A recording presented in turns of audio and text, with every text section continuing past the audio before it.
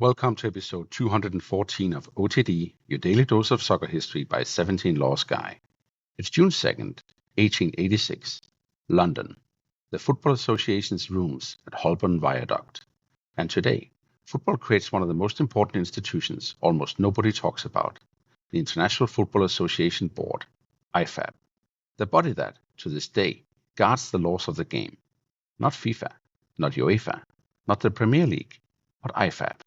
If football has a parliament for the rulebook, this is it. And on this day in 1886, the four British football associations sit down and build it. But how did we get here? We start in the 1860s. Football is not yet one game. It's a family of games. Schools have rules. Towns have rules. Clubs negotiate rules before matches. Some codes allow handling. Some allow hacking. Some reward touches down. Some play with tape across the posts. Some still argue over what a goal even is. In 1863, the Football Association is formed in London, and the first universal laws of association football are written. Universal is the ambition, but not yet the reality. We covered one crucial edit in episode 114. In 1866, the FA stretches tape across the posts and loosens offside with a 3 opponents rule. That is football learning precision. Then football learns competition. In Sheffield, the Youdan Cup of 1867 gives the game its first tournament. We covered that in episode 108. Local clubs, rouges, replays, a prize, a bracket, and the intoxicating discovery that knockout football actually works. In 1871, the FA Cup begins. Episode 11.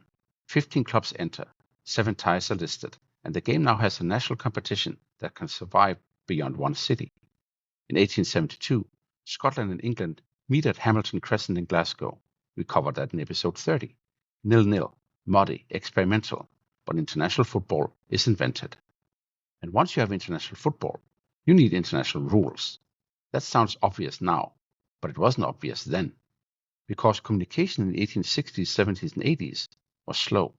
Letters, newspaper columns, telegrams, committee meetings, delegates traveling by train, horse-drawn carriage, and boat. No cars, no planes, no conference calls, no live stream, no PDF circulars at midnight. Football moved through paper and presence. And that matters. When teams traveled, they didn't simply play and leave. They ate together. They toasted one another. They held dinners, banquets, conversations. Organizers used matches as opportunities to meet, argue, persuade, and align. The game was built in public on pitches and in private around tables. By the 1870s, the football map is expanding. The Scottish FA is formed in 1873, the Football Association of Wales follows in 1876, and the Irish Football Association is founded in Belfast in 1880. The home nations are now institutional football countries, but their laws and practices are not always identical. For international matches, the practical compromise is simple. Play under the rules of the home association, technically workable, but institutionally awkward. Then comes the crisis of professionalism. By the early 1880s, football's center of gravity is shifting north. Industrial clubs in Lancashire and the Midlands are drawing crowds, attracting players, and quietly paying them. Scottish players move south. The so-called Scotch professors bring the passing game and the professional question with them. Southern amateur ideals and northern working-class football collide. In 1885, the FA legalizes professionalism in England. Scotland doesn't. The Scottish FA objects strongly. It doesn't want professional in its national side, and it doesn't want to play an England side containing professionals. So the question becomes bigger than match laws. How do the four associations handle disputes? Who decides international standards? Who owns the rule book? The Irish FA proposes the answer, an annual international conference, called in turn by each national association, to deal with the laws of the game and other matters affecting association football. And that idea leads to today, June 2nd, 1886, the first meeting of what becomes IFAB. Major Francis Merindin is in the chair for England, with Charles W. Alcock acting as secretary. That alone tells you the room has weight. Merindin is a soldier, engineer, administrator, FA president, and one of the great refereeing figures of the early FA Cup era. Alcock is the evangelist organizer, FA Cup architect, international football pioneer, administrator, player, referee, one of the men without whom organized football is almost impossible to imagine. Scotland are represented by R. Brown, President of the Scottish Association, and A. McKennedy, its Vice President. Wales by A. H. Hunter and R. Mills Roberts. Ireland by J. Sinclair, Vice President, and J. McAlery, Secretary. McAlery being one of the foundational figures in Irish football. It's not a glamorous room, it's not a crowd, but it's a room full of builders. They frame the rules of the International Board. Rule 1. It will be called the International Football Association Board. Rule 2. It will meet every year in June, hosted by the national associations in order of seniority. Rule 3. The host association chairs the meeting and provides the secretary. Rule 4. Minutes must be properly kept and sent onward. Rule 5. Business cannot proceed unless a majority of associations are represented. Rule 6 is the hardwiring. Normal resolutions need a 3/4 majority, but alterations to the laws of the game require unanimity. That is huge. Changing football's laws must be difficult, not impossible, but difficult. Rule 7 gives the board its purpose: to discuss and decide proposed changes to the laws and matters affecting association football in international relations. Rule 8 requires written proposals in advance. And Rule 9 says decisions of the board are binding, and no association's alteration to the laws is valid until accepted by the board. That is the moment. The rulebook now has a guardian. There's one specific law-related proposal at that first meeting. Major Merindin wants to prohibit projections on the soles or heels of boots, except flat leather bars of an approved pattern. Wales supports him. Scotland and Ireland do not, so the proposal is withdrawn. It sounds small: boots, studs, leather bars, but it shows what IFAB is from day one, not theory, but the practical safety and standardization of the game. So what? IFAB matters because football's plumbing matters.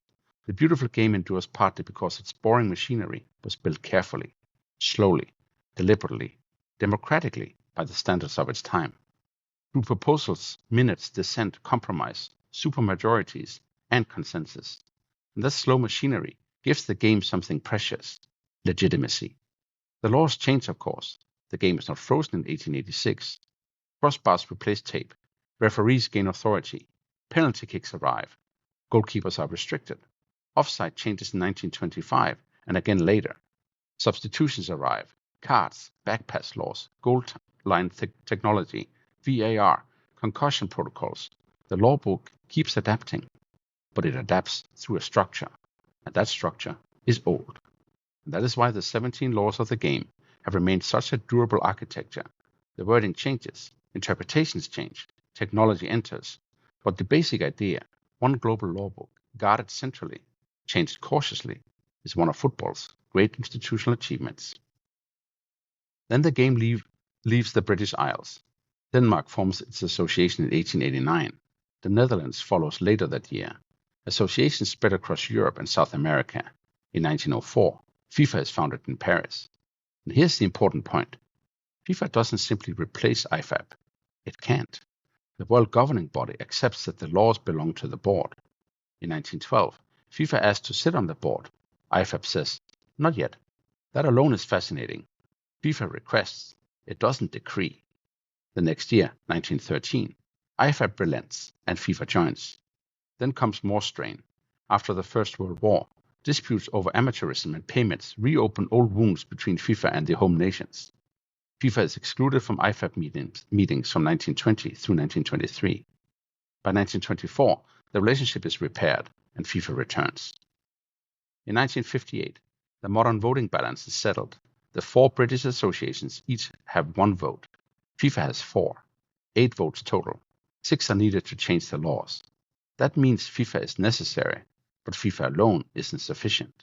And the British associations are protected, but they cannot act without FIFA. It's a constitutional compromise, hiding inside football. In 2014, IFAB becomes an independent association under Swiss law, with its own administration, headquarters, and statutes. It is based in Zurich. Its members remain the same football family: FIFA, England, Scotland, Wales, and Northern Ireland. And it remains strangely invisible. Most fans know FIFA. Many know UEFA, CONMEBOL, the FA, the Premier League. Far fewer know IFAB. But every time the law changes, IFAB is there. Every time you argue about handball, every time offside is reinterpreted, every time VAR expands or a trial is approved, every time the referee applies one of the 17 laws, you are watching the inheritance of that meeting in 1886. There's a philosophical lesson here. Football became global not because it moved fast. It became global because it moved slowly enough to hold together. It debated enough. It argued enough. It wrote things down. It forced agreement. That is frustrating in the moment, but powerful across centuries. The game's lawmaking body began as 8 men from 4 associations sitting in a room in London trying to prevent international football from fracturing. Today it governs the rulebook for the world, not loudly, not perfectly, but with a continuity almost no sport can match. Before we go, 3 things to take away from June 2nd, 1886. First, the laws of the game needed a government. Once football became international, home team rules were no longer enough. Second, IFAB's genius is caution, unanimity, written proposals, annual meetings, supermajorities. The game was designed to change slowly because change needed legitimacy. And third, FIFA doesn't own the laws alone. The modern law book is governed by an unusual constitutional partnership between FIFA and the 4 British associations, one of the oldest power-sharing arrangements in world sport. On this day in 1886, representatives of England, Scotland, Wales, and Ireland met in London and founded the International Football Association Board, the quiet institution that became guardian of the 17 laws of the game and one of the hidden reasons football could become the world's game. That is all for episode 214 of OTD, your daily dose of soccer history by 17 Laws Guy.